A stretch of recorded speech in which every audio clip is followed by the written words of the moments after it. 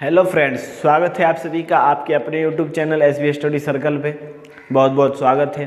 हम लोग पढ़े थे आर्ट स्किल के बारे में पढ़ रहे थे। आर्ट स्किल में देखे थे हम लोग क्या आर्ट स्किल हम लोग किसे कहेंगे, जहाँ पे ए एन दा का प्रयोग करते थे उसे हम आर्ट स्किल कहते थे। आर्ट स्किल के कितने प्रकार होते थे? दो प्रकार, डेफिनेट आर्ट स्किल और इनडेफिनिट आर्ट स्किल। हम लोग इनडेफिनिट आर्ट स्किल के बारे में पढ़ चुके थे, यानी कि ए एन का प्रयोग कहाँ होगा ये हम लोग पढ़ चुके थे। आज पढ़ेंगे कि हम डिफिनिट आर्ट स्किल यानी कि दा का प्रयोग। का प्रयोग हम कहाँ करेंगे, किस किस वर्ड के साथ प्रयोग करेंगे, किस किस वर्ड्स के साथ हम सेंटेंस के साथ प्रयोग करेंगे, ये हम समझेंगे। तो आइए देखते हैं पहला कहाँ से हम दा का प्रयोग करेंगे। नाउन, वैसा नाउन यानी वैसा नाउन जो संसार में एक हो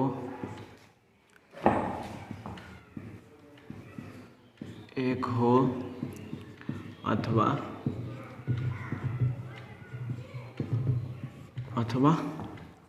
प्रसिद्ध हो।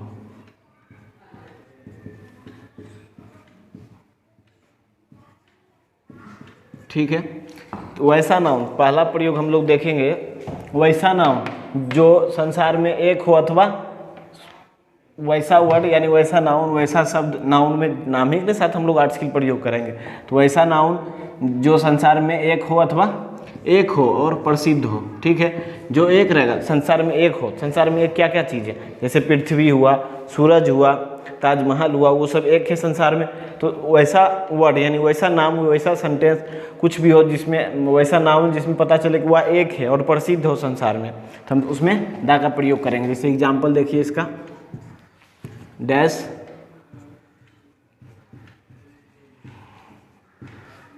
Taj Mahal is beautiful.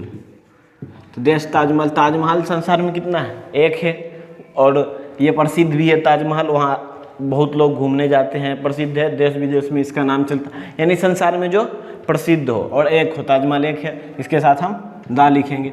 फिर हम यहाँ दा पढ़ेंगे या दीत, ये तो हम बता दिए थे। जहाँ कोई दा के बाद का कोई वर्ड उसका पहला अक्षर यदि कॉन्सोनेंट रहे तो हम वहाँ दा पढ़ेंगे, तो दा ताजमहल हो जाएगा। और दूसरा एग्जाम्पल देखिए डैश सन इज हॉट।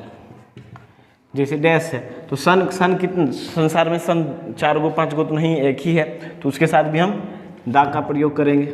इसके साथ भी वर्ड में पहला अक्षर एस कॉन्सोनेंट है, इसको भी हम दा पढ़ेंगे। ठीक है, इसका दूसरा है जहाँ पे या जिस नाउन में पूरी जाति का बोध हो, पूरी जाति का बोध हो। जहाँ पूरी जाति का बोध होगा, कोई भी चीज़ है, जैसे काव है, गाय हम बोले तो गाय का पूरी जाति का बोध होगा। तो हम लोग कहाँ देखेंगे, मतलब पूरी जाति का बोध हो, जहाँ पूरी जाति का, जैसे गाय दूध देती है तो एक गाय दूध नहीं देती है, सभी गाय दूध देती है, तो उसमें पूरी जाति का बोध हो रहा है। कुत्ते रात में भौंकते हैं, कुत्ता रात में भौंकता, एक कुत्ता तो रात में नहीं भौंकता, सभी भौंकते होंगे। जहाँ पे पूरी जाति का बोध हो तो वहाँ पे हम दा का, पूरी जाति का बोध हो तो हम दा लिखते हैं। इसमें भी लिख देते हैं, दा लिखते हैं।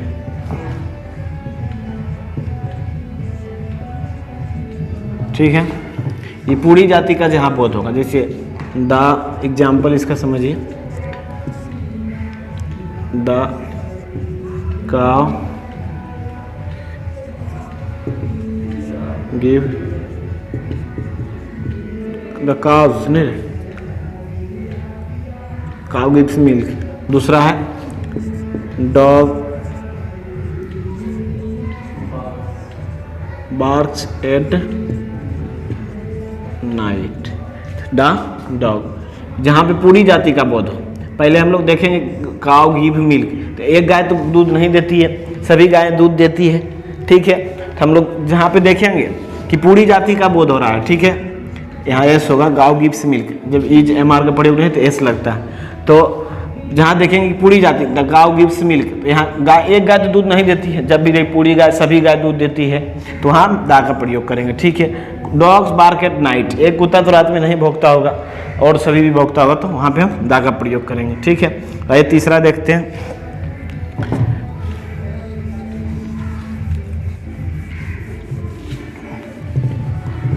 तीसरा है जो नाम किसी खास व्यक्ति का, वहाँ पर किसी खास का बोध हो, किसी खास यानी विशेष का बोध हो, खास अथवा विशेष का बोध हो, कोई भी चीज़ है जैसे खास, वहाँ खास का पता चले कि वही चीज़ के बारे में खास बोला जा रहा है, विशेष हो, किसी खास अथवा विशेष होने पर हम दा का प्रयोग करते हैं या दा लिखते हैं।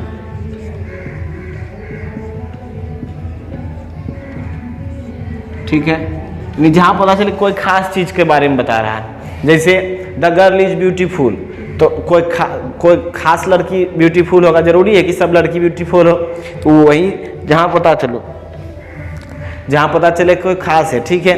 कोई खास चीज़ का बोध हो, कोई खास जब बताए, जैसे देखिए द पानी गंदा है, तो सभी पानी तो गंदा नहीं होगा, तो वहाँ पे कोई खास बता रहा है यही पानी गंदा है। ठीक है। इसका एग्जाम्पल देखिए, द वाटर इज डर्टी, यानी द वाटर इज डर्टी, यानी कोई खास बता रहा है, कोई खास पानी गंदा होगा। एक ही वाटर तो गंदा नहीं हो सकता है, मैंने कोई मतलब सब वाटर तो गंदा नहीं है, सब पानी गंदा नहीं हो सकता है, कोई खास के बारे में बता, जहाँ खास यानी कि खास या विशेष, ये विशेष बता रखा है वही पानी गंदा है, तो वहाँ पे हम दा का प्रयोग करेंगे। ठीक है। दूसरा एग्जाम्पल देखिए, दूसरा example dash girl was beautiful, beautiful, the girl was beautiful, यानी सब लड़की तो सुंदर नहीं होती है, कुरूप भी है, कोई शामली भी है, कोई ऐसे भी है, तो खास लड़की के बारे में बताया जा रहा है, जहाँ खास अथवा विशेष का बोध हो तो हम दा का प्रयोग करेंगे। ठीक है। तो यहाँ भी दा हो जाएगा। ठीक है। तो आइए हम लोग चौथा देख लेते हैं। फिर ये तो समझ गए होंगे, पहला था कि जो इस संसार में केवल एक हो या प्रसिद्ध हो, ठीक हो, उसके साथ हम दा का प्रयोग करते थे। दूसरा है जहाँ पूरी जाति का बोध हो। ठीक है। जहाँ पूरी जाति का बोध हो तो हम वहाँ दा लिखते हैं, यानी कि द काउ गिव्स मिल्क, एक गाय दूध नहीं देती होगी, देती है तो सभी गाय, तो वहाँ पे भी हम दा का प्रयोग करेंगे। ठीक है। तो यहाँ भी किसी खास अथवा विशेष का बोध होने पर, यानी कोई खास या विशेष के बारे में बात कर रहा है कि विशेष उसी के बारे में यदि पता लगे कि उसी के बारे में खास बताया जा रहा है, तो हम लोग समझ जाएंगे उसके साथ भी दा का प्रयोग करना है। ठीक है। चौथा देखिए,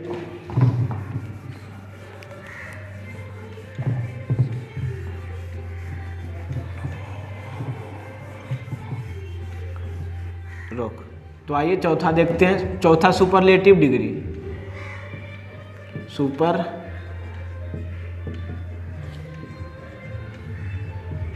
सुपरलेटिव डिग्री यानी कि एडजेक्टिव, यानी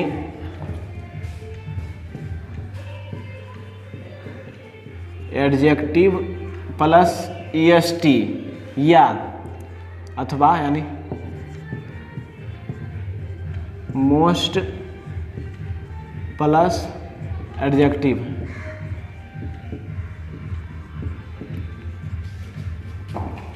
के साथ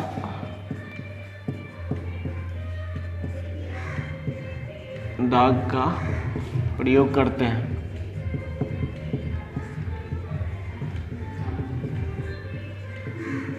जैसे यहाँ सुपरलेटिव डिग्री यानी कि एडजेक्टिव प्लस EST, एडजेक्टिव यानी कि किसी का विशेषता बतलाएगा, कोई भी चीज़ से सुंदर है तो बहुत सुंदर जहाँ बोलेगा।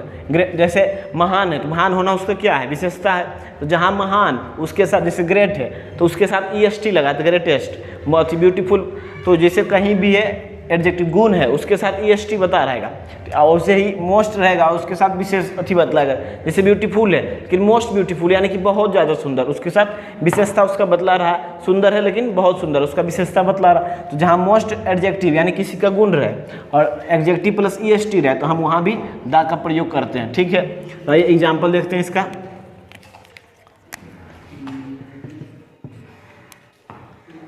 देखिए example,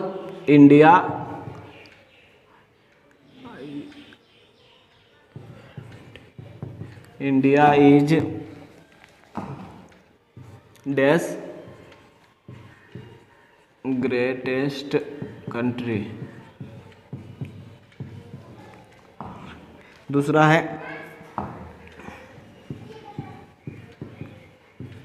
Puja is dash most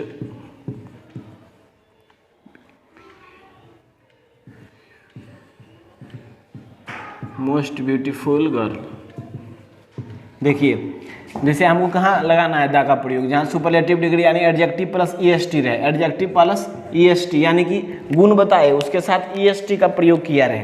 मतलब जैसे ग्रेटेस्ट क्या हुआ, गुण, महान होना, महान है तो किसी का गुण बता रहा है वो महान है, महान के साथ EST यानी कि गुण के साथ एडजेक्टिव प्लस EST रहने पर हम दा का प्रयोग करते हैं। ठीक है, तो यहाँ पर हो जाएगा India is the greatest country, बता रहा है उसका इंडिया महान है तो उसका गुण बता रहा है, साथ ही साथ EST यानी कि सुपरलेटिव डिग्री का प्रयोग किया गया है इसमें। जहाँ हम देखेंगे सुपरलेटिव डिग्री का प्रयोग किया रहेगा वहाँ पे हम दा का प्रयोग फट से कर देंगे। ठीक है, तो यहाँ से जहाँ Pooja is the most beautiful girl यानी कि विशेषता बता रहा है लेकिन उसके साथ मोस्ट बता लगाया हुआ, तो जहाँ मोस्ट प्लस एडजेक्टिव रहे या एडजेक्टिव प्लस EST रहे तो वहाँ पे हम सुपरलेटिव डिग्री का प्रयोग करते हैं। ठीक है, तो यहाँ तक समझ गए होंगे। पांचवा एक और है जहाँ हम दा का प्रयोग कर सकते हैं, किसी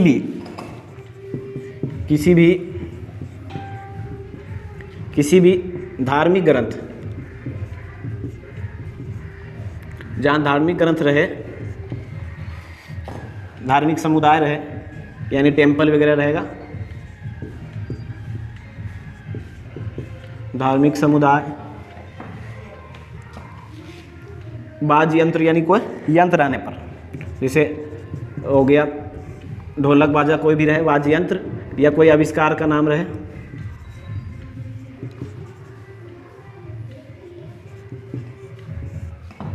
आविष्कार का नाम रहे आदि के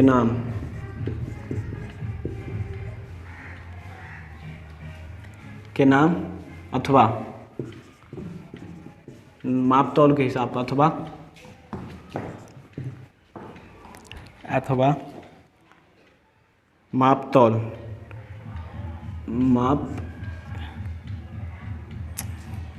मापतौल या हिसाब के साथ, मापतौल के हिसाब से का बोध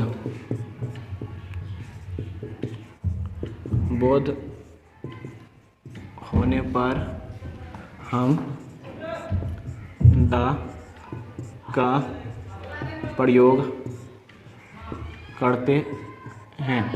देखेंगे जहाँ पे धार्मिक ग्रंथ यानी कि जैसे गीता, पुराण, रामायण का बुक जो रहता है, धार्मिक ग्रंथ यानी रहने पर गीता हो गया, धार्मिक समुदाय यानी टेम्पल हो गया, मस्जिद, कोई भी धार्मिक समुदाय रहे, टेम्पल, क्रिसमस, कोई भी जगह का यानी धार्मिक समुदाय रहे, वाद्य यंत्र यानी कि ढोलक बाजा, कोई भी चीज़ होगा तो उसके साथ हम दा का, आविष्कार का रहेगा मोबाइल, ये वो कुछ भी आविष्कार का चीज़ है उसके साथ हम दा का प्रयोग करते, अथवा मापतौल के हिसाब से, जहाँ बाय प्लस मापतौल का हिसाब रहे। जैसे दर्जन बोला तो बाय दर्जन सोल्ड, जैसे कितने रुपए दर्जन कोई भी चीज़ दे रहा है, मापतौल के हिसाब से कोई भी चीज़ मिलता है, दर्जन हुआ, किलो हुआ, तो बाय हिसाब के साथ उसके साथ हम दा का प्रयोग करेंगे। ठीक है, इसका एग्जाम्पल देखिए, I read dash Geeta daily. दूसरा एग्जाम्पल देखिए,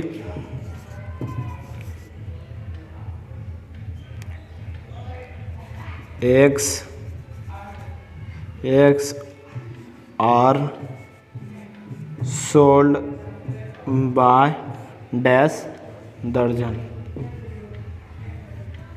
देखिए यहाँ पे आई रीड गीता, गीता यानी धार्मिक ग्रंथ के बारे में। गीता क्या हुआ? धार्मिक ग्रंथ, यानी जो पढ़ते हैं गीता डेली।